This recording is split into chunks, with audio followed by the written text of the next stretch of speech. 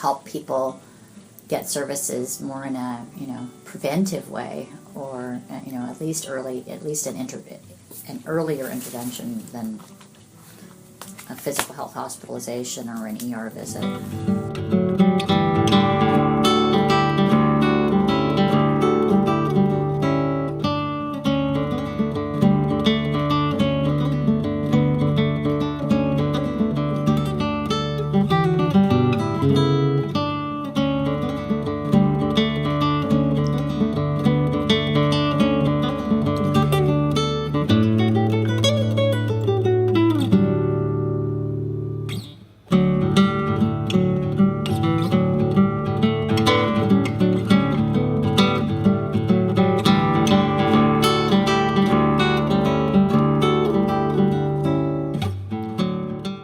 Coming back to the girl that we go to the grocery store to do, the blood pressure, she was not aware that she had high blood pressure, and her medication was interfering with that. So now she's eating better because we are aware of that. So she's losing weight because she's eating better. So everything goes together. So we are tackle one thing and we end up with several issues that we are working on with her. And she's happy. And she's feeling better. Her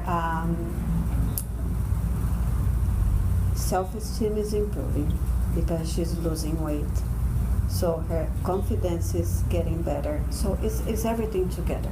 You see her screenings and they're getting better. So it's sometimes it's just one thing that you try and you work on the whole health.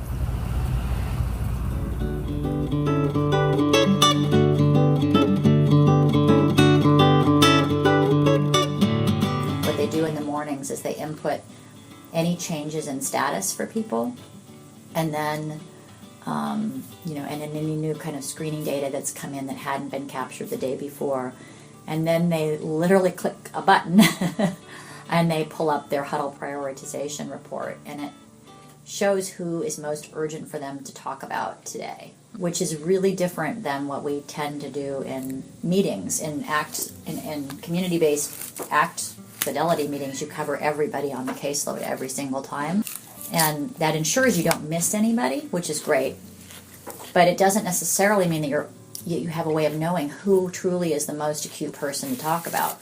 And so what happens is either like the really squeaky wheels get talked about all the time, or they don't get talked about at all because they're sort of annoying or bothersome, or something's happened, or people have given up hope, or So this ensures that you're actually knowing, like, well, if somebody's got a really bad blood pressure score, we should be talking about them even though they seem like they're really fairly stable now in their housing and everything else.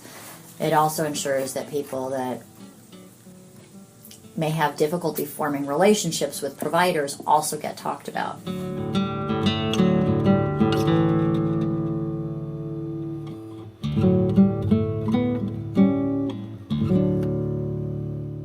Shows how the services are delivered differently, where the team could then talk about, like, well, why are they high? Well, he had his, whatever he did his audit, which is an alcohol abuse screening yesterday, and you can, he's drinking a lot again, and that's really interacting with his diabetes, and so, I wonder if we can get him to come to the co-occurring education group today. That kind of, like, there was an immediate intervention, like, well, what are we going to do today based on what we now know is true for him. It shows people who are actively suicidal, so you need to, work with them that day, have a conversation with them about their risk.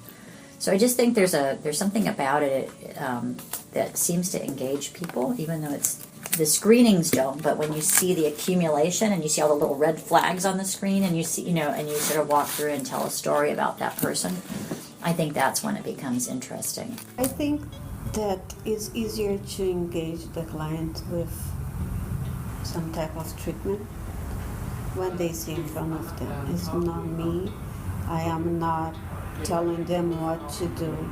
It's a tool that they are answering. I give the iPad and please answer that. I can guide you if you are, some people are scared of the computer. So they are doing the results are, I have nothing to do with that. So I just do the, after the result, I talk to them about it. And one of the clients, she decided to go to treatment. She said, yeah, I do have a problem. She's work in progress. But she was in pre-contemplation. When I met with her, she was in very resistant, and then the computer did the work.